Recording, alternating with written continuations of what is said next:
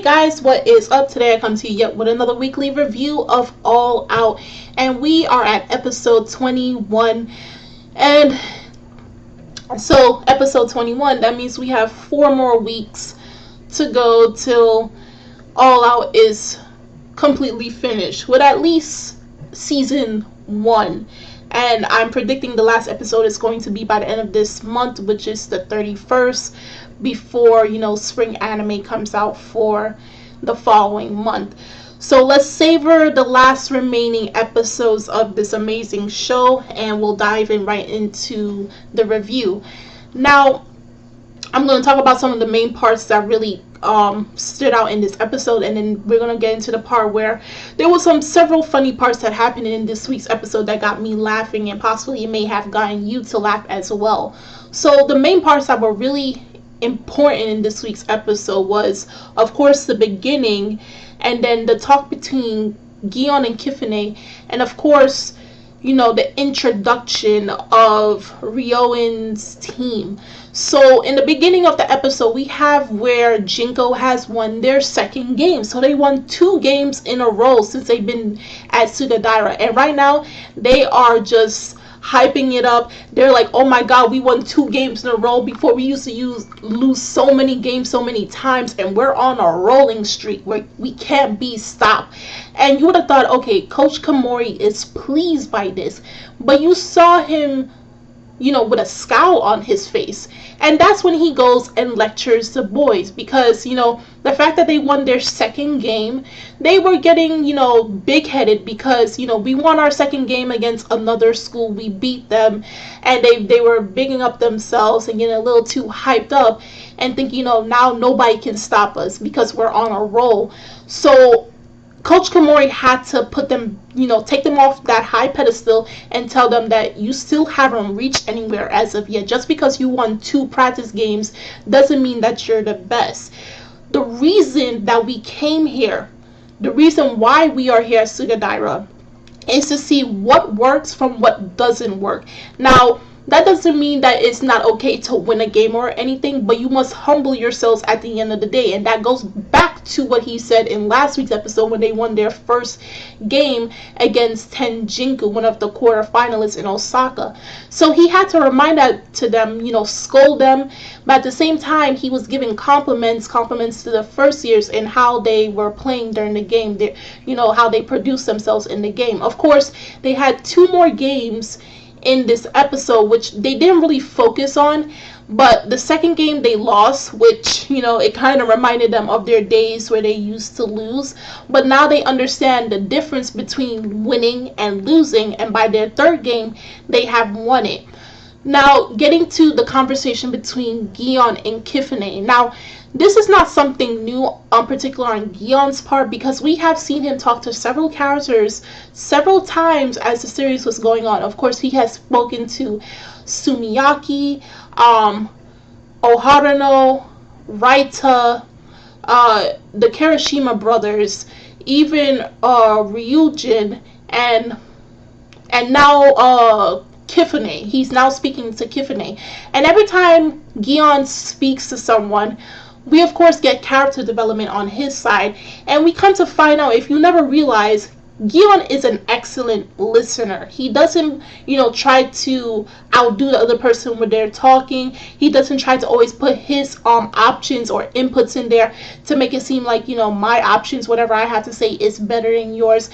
If anything, he's always giving out compliments, and possibly in his own way, he's telling you, sometimes the decisions that you make, like when he spoke to Haruno, sometimes the decisions you make are stupid, or probably the way you're going about it is the wrong way and you're thinking too hard. But at the same time, Gion is a great listener, and it puts him in a better light. It makes him grow as a character. And seeing him talking to Kifune, while we got some character development from Kifune, because remember, he came into the series and we saw him playing against Jinko, and we see that yes, he is an average character. He doesn't stand out, which he has said when he was talking to Gion.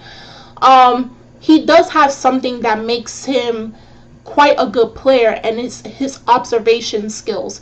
As he was talking to Gion, I found it fascinating, the conversation, that Originally, he was never playing rugby until he reached high school. So several of these characters have never played rugby till they reached their high school stage.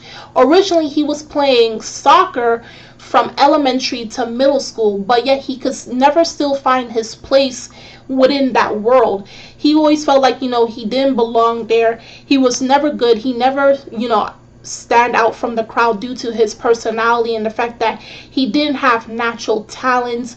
And when you see his personality, it's almost similar to that of Sumiyaki's, where they're shy, they're afraid of a lot of things. But in particular, the thing that makes them both different is that Kifune is at best an average player, whereas Sumiyaki, he has nearly the natural talent for rugby.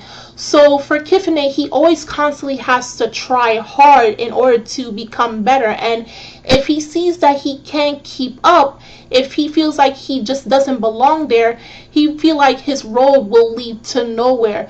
But we constantly see where Gion saying that what you were doing when he came onto the field, because he wanted to do some special training, he went onto the field and saw Kifune like he was praying. He had the rugby ball in front of his face like he was praying to it, and that is his good luck charm. Even though he can't really use that in much games, possibly he's telling a little prayer in his heart to tell him, saying that he's going to do all right and that he's going to perform to his best of abilities.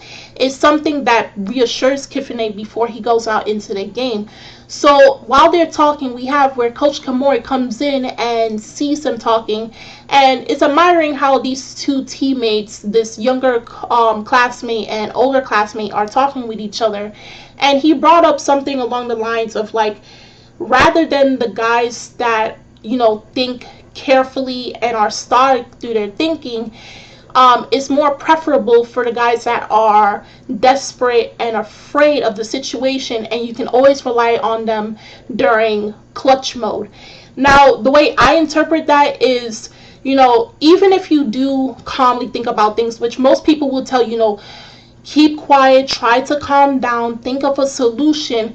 Most of the times, probably you're only thinking about one or two solutions to the problem. Whereas if you're cautious about something, that you are afraid of something, you're always overthinking things. You're always thinking of several ways of solving the situation. And most of the time, possibly, those solutions that you're coming up with may solve the situation. And suppose someone who is thinking carefully that somehow something disturbs their train of thought, they may become frantic. So that's the way I interpret it, is that sometimes there's nothing wrong with being a little bit desperate in your way of doing things, because it makes you a little bit more cautious of the situation that you're in, versus someone that is calmly analyzing the situation, and something can disturb him in the long process and ruin that for them. So he goes to train with them, and we saw him demonstrate some skills, kicking the rugby ball, something that we probably would have seen if they showed him playing back in his golden years as a rugby player. And he's kicking the ball, and he's telling Kifune that your observation skills are very good. That's the most redeeming feature of Kifune. Even though most of the kicks he was unable to catch the ball, he was able to locate where it's going. And for Kifune, he studies his opponents, he reads their expressions to determine whether they're going to kick the ball to him or they're not going to kick it to him. So we got that from Kifune. And there was something that Coach Komori said that actually stood out to me, and while they were doing their little practice with each other, was something along the lines like, he was told to use his mind's eye to catch the ball. Now, when Kifune said he understood what Coach Komori was saying, and then they showed like that they won their third match during the week, I think it's more like you analyze the situation. Because of his observation skills, he knows how to utilize that when he's on the field, and he's able to, even despite being an average player, he knows what his opponents will do before they actually even do it. So that's how I kind of get at it. But if you're a manga reader and you possibly may have saw this chapter, of course I always say don't put no spoilers, but for this case, do tell me if they went further into detailing that in the manga, or is it the same way that they did it in the anime, they did it in the manga? Of course, we were introduced to the most of the team of Team Ryoin, and we of course saw Zamba once again. We did not see the Kirishima brothers, but they were mentioned in this week's episode. Of course, we were also introduced to the captain of Ryoin, and if you did not catch his name, he was nicknamed by Zamba as Kota, but his full name is Tsukinaka Kotaro, and he is the captain of the team. Might I add, he's disrespected because they don't take him seriously. It's like a mother trying to calm down her children who's constantly playing with her, and she's telling them to stop. That's how the team acts around him. They're very playful around with their captain as well, and he seems more like the mother of the group because he's constantly reminding people to go find their stuff and telling them what to do, even the coach. And might I add, the funny parts of this week's episode is when we saw Zamba, this big scary dude, ordering a huge strawberry crepe and munching it like a child coming out of the candy store. Some of the several other funny moments we saw where when they finished their first match of this episode and they won it, they saw like a tackling machine, and there they met up with Segumi and Keijo.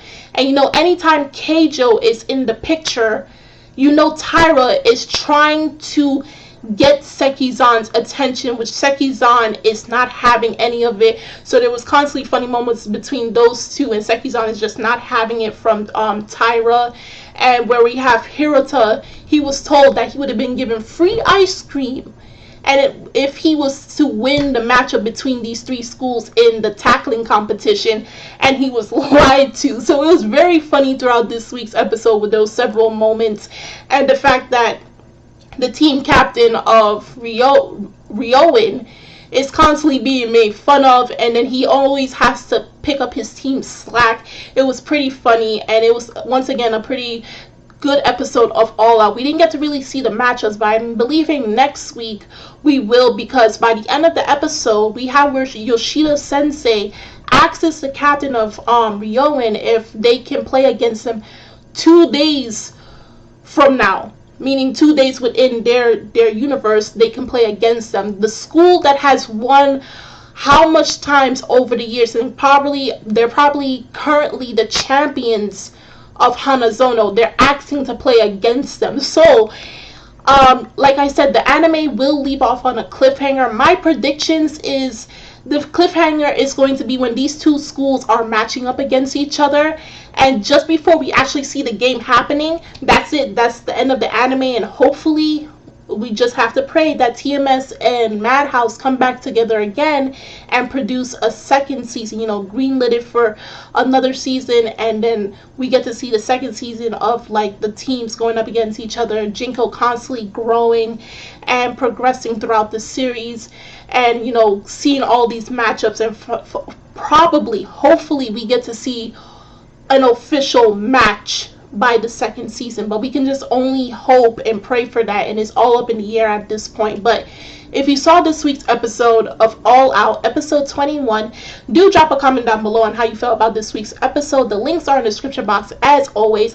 Also tell me, what was your most favorite moment of this week's episode, between the funny moments and some of the key moments that happened as I mentioned in this review. And I'm Kimmy Chan of Anime Legends Podcast, and I will see you guys later.